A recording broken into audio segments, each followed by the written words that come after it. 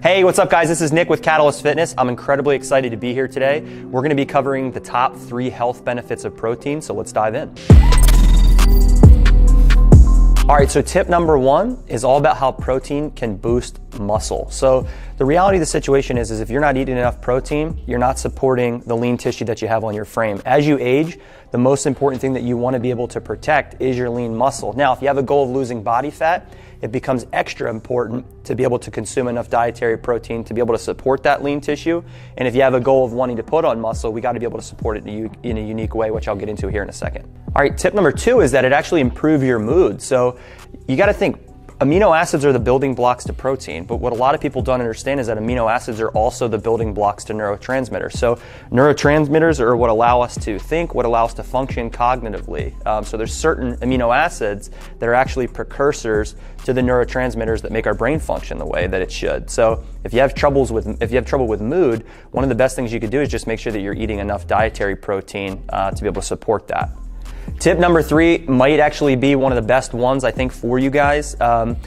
Protein helps regulate blood sugar. So for those of you who at 6 o'clock in the evening, you find yourself reaching for the bottle of wine or a candy bar, there's a reason for that, okay? Your blood sugar is erratic. So what you're doing is you're actually reaching for something that's gonna get you a high spike, but you know just as well as I do that 15 minutes to 20 minutes later, you feel the crash of coming down. So and people get frustrated with themselves about the decisions that they make there, but the truth is what we see a lot of times is if people are eating the right amount of protein for their body weight and their activity level, their blood sugar actually regulates and they don't have those aggressive cravings which are gonna come up and down. So protein also helps stabilize blood sugar.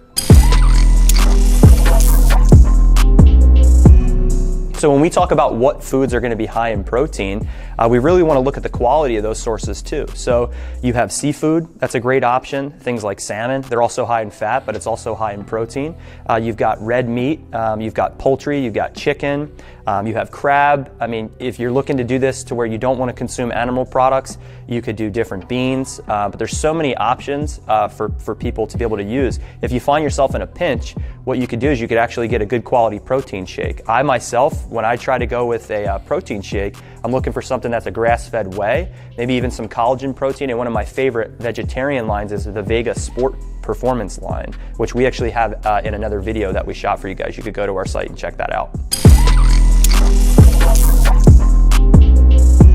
So I get asked all the time how much protein people should eat, and the honest answer is that it varies based off of several different factors. So the most important one is your activity level, obviously. So if you're coming in here and you're strength training, you're breaking down muscle tissue, you got to be able to support it.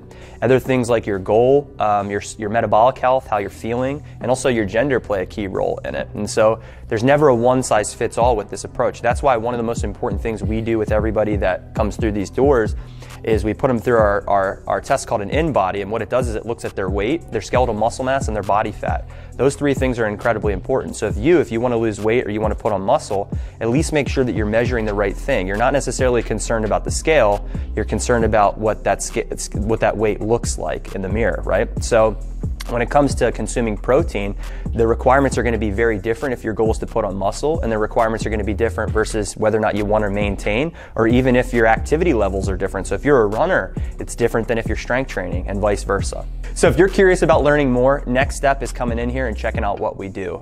You could give us a call, 717-799-6586, and we'll get you scheduled to come in and check out what we do.